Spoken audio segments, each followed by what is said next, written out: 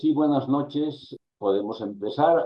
Miguel Roca, diputado nacional, y quedará explicación sobre el cambio que propone esta nueva legislación, nueva ley o anteproyecto de ley, para ya exponer algo sobre esta ley que está a nivel de todavía preliminar. Adelante entonces, Miguel. Gracias, Edmundo. Muy buenas noches a todos. Y bueno, coincido plenamente en esta contextualización que nos ha hecho Gonzalo. Sobre todo hago énfasis en el tema de que la falta de seguridad jurídica en la propiedad privada rural o agraria, como se la quiera llamar, es un factor preponderante para, digamos, la muy baja productividad que tenemos en nuestra agricultura, en cualquier tipo de agricultura, ya sea familiar o agroindustrial. Y es un tema que a 70 y pico años, 71 años de la reforma agraria, ya no aguanta más, ¿no?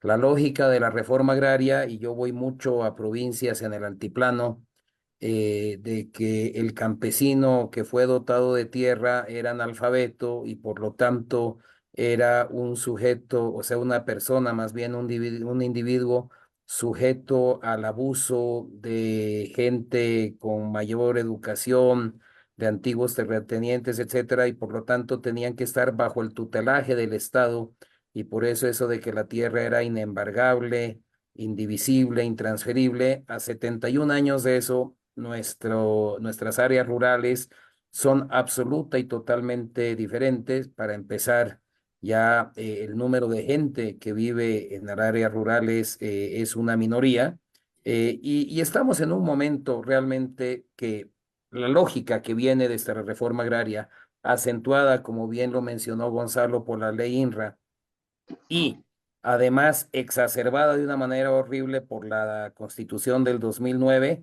no da más. Y yo creo que ese es el factor fundamental de los incendios forestales que estamos viendo ahora. Cuando hablamos de las leyes incendiarias, realmente lo que está detrás de las leyes incendiarias es una unos artículos en la Constitución que son perversos en su lógica. Me refiero primero al artículo 56, que cuando habla de la propiedad privada en general, dice, se garantiza, el Estado garantiza la propiedad privada, pero siempre sujeto a que cumpla la función económica social. Y luego, cuando vamos a los artículos 390 y pico, 400 de la Constitución, cuando habla de la propiedad agraria, etcétera, hay 4 o 5 artículos adicionales que siguen supeditando la propiedad privada al cumplimiento de la función económica social. Entonces, como a mí se me ha asignado el hablar de este proyecto de ley, o voy a comentar, preguntaba Edmundo, ¿no? Si se puede cambiar, si es necesario cambiar y cómo cambiar esto. Primero, permítame comentarles qué es lo que está ahorita tramitándose en el Parlamento, que ya fue aprobado en la Cámara de Diputados como Cámara de Origen y ha pasado a la Cámara de Senadores como Cámara Revisora. Es el proyecto de ley 157 que tiene un nombre así como, o lo podemos leer, que es de la conversión voluntaria de la pequeña propiedad a la mediana propiedad.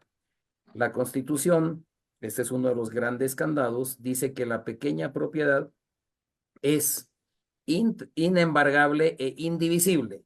En esta Constitución le quitaron lo de intransferible. Entonces, eso genera un uso, y los abogados lo saben mucho mejor, solamente una especie de usufructo de la tierra rural y no así la propiedad plena. Entonces, como el gobierno se ha dado cuenta que esto realmente molesta y perjudica a la gran mayoría de los pequeños productores, tanto en Oriente como en Occidente, plantea este proyecto de ley que en su momento, yo le soy franco, no lo veo nocivo, lo veo absolutamente insuficiente lo veo con varios detalles que yo no pondría, pero digamos, es un pequeño paso en la dirección correcta, pero fíjense, un pequeño y tímido paso, cuando le dice a la gente, mira, si tú quieres que tu pequeña propiedad, hoy reputada como pequeña, pase a mediana, vas a poder hacerlo. Pero en la ley le pone una serie de restricciones muy torpes, a mi modo de ver. Uno como que tiene que probar que ha ido incrementando la producción y la productividad. ¿Y qué pasa si justamente no ha podido incrementarla porque no puede acceder a un crédito, porque no puede entregar, ¿no? Su propiedad en garantía a un banco o a un proveedor, ya sea de semilla, de maquinaria agrícola, de lo que sea? Entonces, me parece que el proyecto de ley tiene ese tipo de torpezas, pero no es un proyecto de ley que me asusta. Me parece que es un proyecto de ley y les voy a comentar aquí un breve paréntesis. Terminé no aprobándolo porque planteamos, nosotros lo planteé y logramos un consenso importante en la Cámara de Diputados, diciendo que aprobamos el proyecto de ley con dos condiciones, o una sola condición en realidad, que se ponga en una disposición abrogatoria en ese proyecto de ley la abrogación de la ley 741, que es justamente una de las más incendiarias considerada, porque es la que permite las quemas en la propiedad pequeña. Entonces, poniendo esa disposición abrogatoria y propusimos una adicional. Comentaba que uno de los grandes perjuicios, y aquí coincidimos con Gonzalo, es la famosa función económica social. Entonces, hoy por hoy, el Estado entiende como función económica social la producción agropecuaria. Entonces, para cualquier pequeño productor cumplir con la FES implica desmontar, y para desmontar implica quemar. Entonces, ese precepto constitucional es el más incendiario de todos.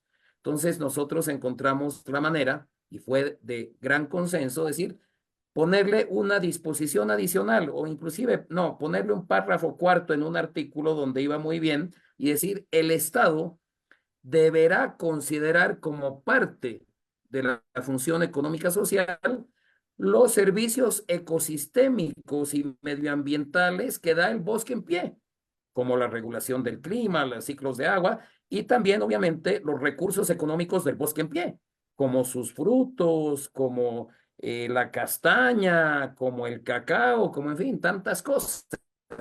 Entonces, si nosotros le quitamos ese candado que hoy por hoy tiene la conjugación de estas restricciones constitucionales con las leyes, la ley Inraito y las demás leyes, pues sería un gran paso.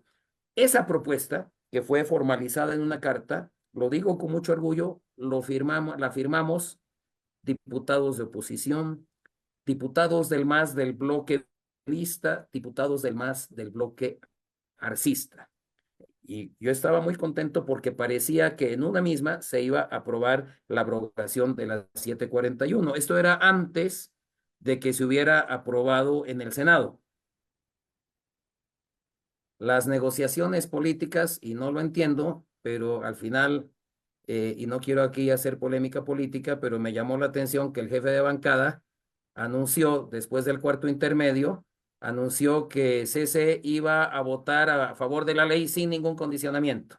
Entonces, obviamente, eso tumbó la posibilidad de haber puesto estos dos elementos fundamentales para que esa pequeña propiedad eh, privada tenga un poco más de lo que tiene que ser la propiedad privada. No depender totalmente, como lo hace ahora, de la FES, una FES obtusa y muy restrictiva, que además niega los servicios ambientales que da el bosque en pie, que si lo juntamos con la ley de la madre tierra, la ley 300, que dice que no se puede mercantilizar el bosque y la tierra y entonces nos niega el acceso a mercados a bonos de carbono, es toda una lógica muy perversa que nos tiene en esta situación. Dicho esto sobre lo que es el proyecto de ley que está en trámite en senadores, ¿cómo se puede hacer? Muy fácil, o sea, nosotros estamos trabajando y la propuesta es, tenemos que comenzar en darle seguridad jurídica a toda la propiedad privada rural y urbana. Pero estamos hablando de la rural y de la rural a la pequeña, a la mediana y a la empresarial.